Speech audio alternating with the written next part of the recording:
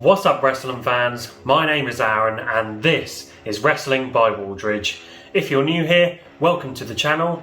Please give me a follow on Twitter at WrestlingByW, and if you enjoyed this video, please give it a like, give it a share and subscribe. I'm only 4 subscribers away now from 100, so it would be amazing if I could get there as soon as possible. And in today's video, I'll be giving you my thoughts on both nights of Wrestlemania. And we kick things off with Drew McIntyre versus Bobby Lashley for the WWE Championship. And it was great to see the emotion on Drew's face when he came out to the ring. Great stuff. The match told a fun story of both men having answers for each other's offense, and I really enjoyed how Drew targeted the left arm of Bobby Lashley to set up for the Kimura lock, which he did attempt a couple of times.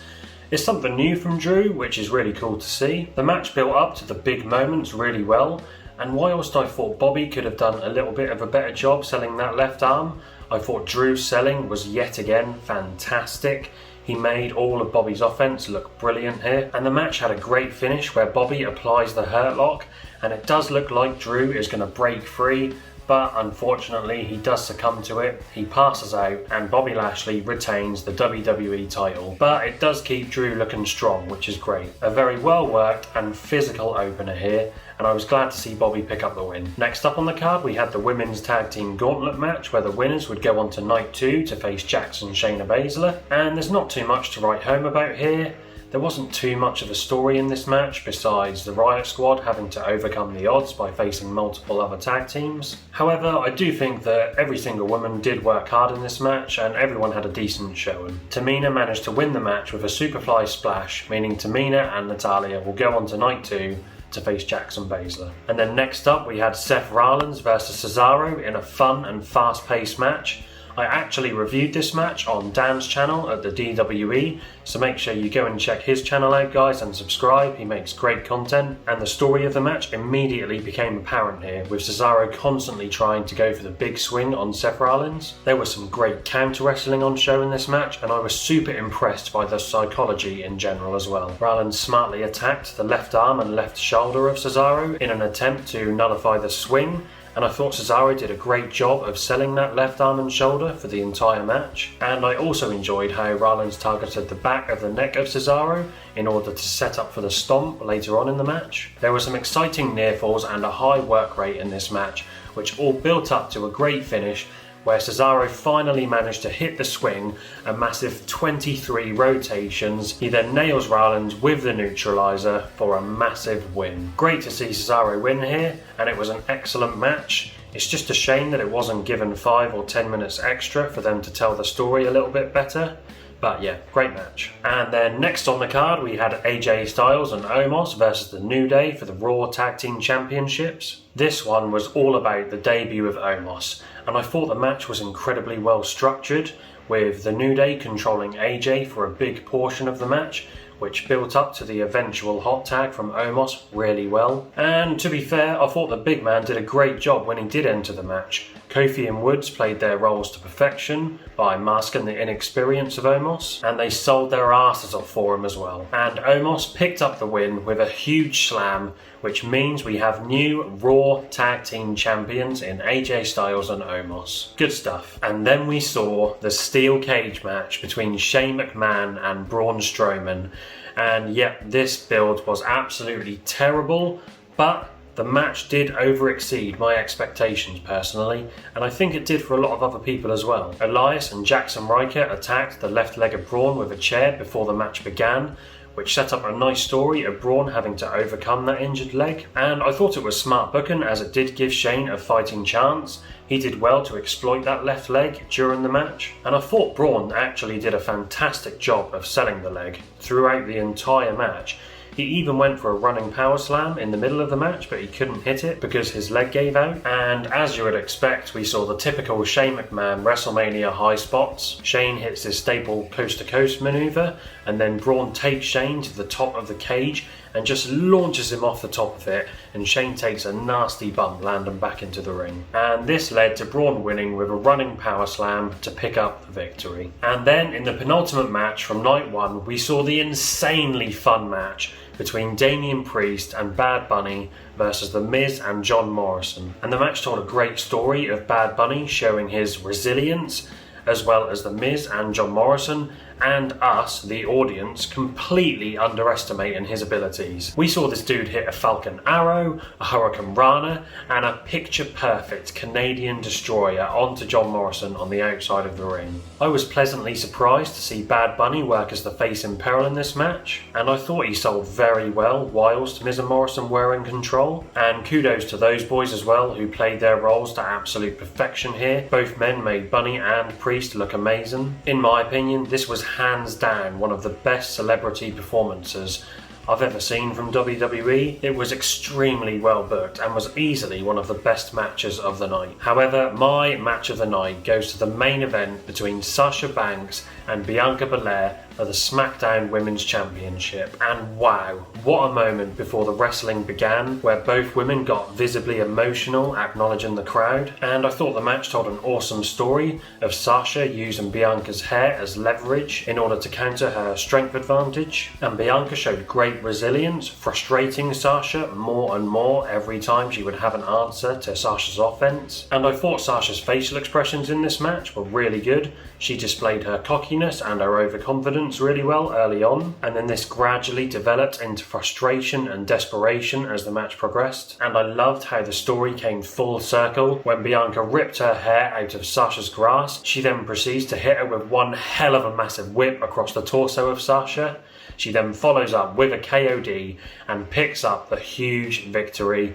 Bianca Belair is your SmackDown Women's Champion. An incredible moment from Bianca, and this was truly an excellent main event. I found Night 1 to be a very enjoyable show, and I thought the booking in particular was awesome. But moving on to Night 2, we kicked things off with Randy Orton versus The Fiend. And there was a fantastic entrance from The Fiend, who popped out of a Jack in the Box, sporting a really cool looking new mask. But not too much happened in the match itself, with both men hitting their usual moves and The Fiend showing his usual resilience. I loved The Fiend's tributes to Brody Lee. That was really cool in this match. But the finish saw Alexa Bliss pop out of the Jack in the Box, sporting a really creepy new look, distracting The Fiend long enough for Randy Orton to hit the RKO to pick up the victory. Yeah, I'm not sure whether Alexa Bliss is turning heel on The Fiend or not, but I guess we'll have to tune into Monday Night Raw to find out. And next up, we got the match for the Raw Women's Tag Team titles between Nia Jax and Shayna Baszler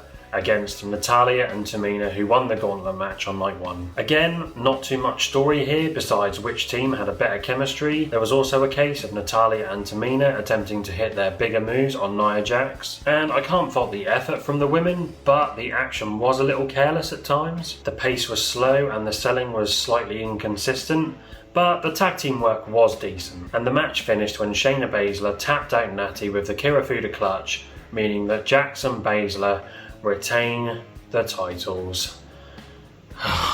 And then we saw Night 2 pick up steam with the great match between Kevin Owens and Sami Zayn. And the match featured a boatload of counter wrestling and reversals, telling the story of how well these boys knew each other. And as you would expect, the work rate was excellent and the psychology was top notch. I loved how a lot of Owens and Zayn's offense would target the back of the neck of each man to set up for the stunner and the haluva kick respectively. But again, like the Cesaro and Rollins match, it would have been nice to see this match given slightly more time to tell the story. But Owens won the match with a stunner in a really fun match between these guys. And then in the aftermath, Logan and Sami fall out. Logan sides with Kevin Owens, but KO rejects him and hits him with a massive stunner.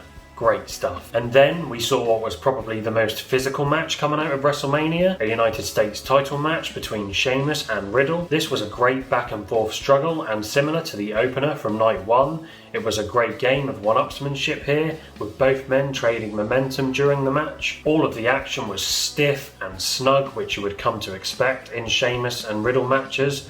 It was an absolute war, and the match featured what was probably the best finish coming out of WrestleMania in my opinion, when Riddle goes for a springboard moonsault, but Sheamus catches him mid-air with a bro kick. The precision and accuracy of the kick was outstanding, and the instant replay made this look a whole lot better as well. And this, of course, allowed Sheamus to pick up the victory and win the United States title. Fully deserved from this guy, who has had an absolutely brilliant year. And then next up on the card, we had the Nigerian drum fight, which was pretty much a street fight between Big E and Apollo Crews for the Intercontinental Championship. The story revolved around Big E taking out his revenge on Apollo for taking him out of action a couple of weeks ago, whilst Apollo just tried to finish the job. The aggression shown by both men was awesome, and they took full advantage of the match stipulation. And in the conclusion of the match, we saw the reappearance of Dabba-Kato / Baba Tunde, who chokeslammed Big E, which allowed Apollo Crews to pick up the victory, and he is the new Intercontinental Champion. Unfortunately, the match did only last 6 minutes, but both men did a great job to squeeze in as much action as possible.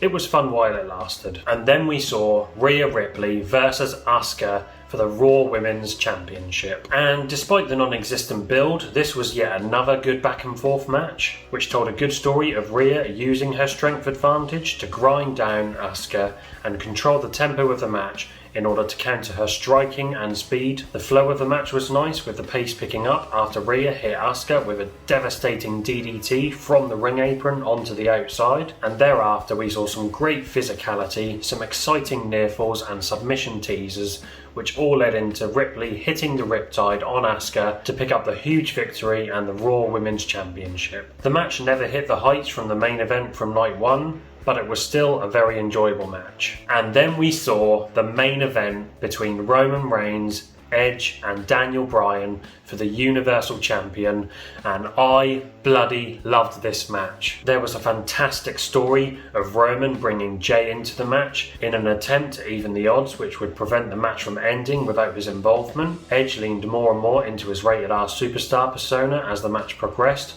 whilst Daniel Bryan was always there picking up the scraps. All of the action was incredibly exciting, with all three men trading momentum at different points. The general psychology and selling was excellent, which is no surprise, and my favourite example of this was when Edge applied the crossface onto Roman Reigns, knowing full well that Reigns had tapped out to that very move at Fastlane against Daniel Bryan. And this led into a fantastic moment where Bryan comes back into the ring and applies the yes lock onto Roman, whilst Edge has his own crossface applied.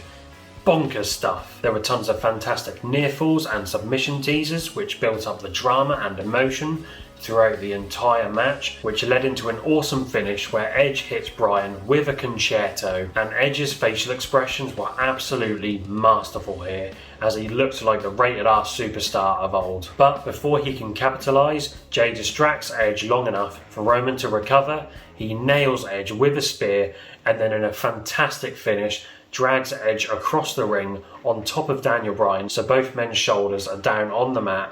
Then Roman Reigns pins them both and retains the Universal Championship. Wow, this match was insane, and it was easily my favourite WrestleMania match coming out of the weekend. It was just exceptional pro wrestling that had everything you needed. But that is my WrestleMania review, guys. So let me know what you thought of WrestleMania. Let me know what your favourite matches from both nights were in the comment section down below. I thought both nights of WrestleMania massively delivered, and it was great to see so many deserving talents get the spotlight. But again, everyone, if you enjoyed the video, please leave a like and subscribe. I hope you all have a great day and get some well-needed rest.